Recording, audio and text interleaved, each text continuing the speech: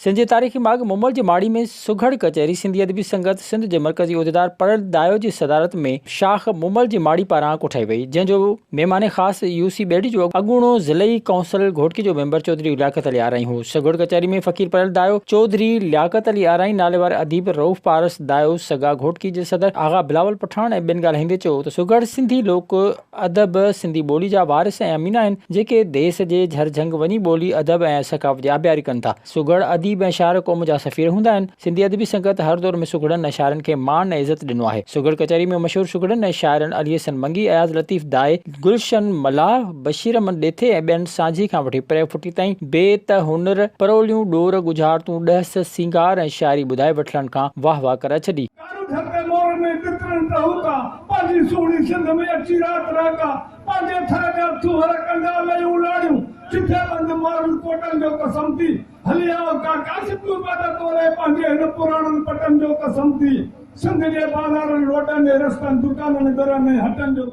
आख़िर में मशहूर फनकारा अंजुम परी ऐं नौजवान फनकार लाल बख्श तगड़ पंहिंजे सुरीले आवाज़ में सूफ़ियाना कलाम ॻाए महफ़िल खे मचाए छॾियो।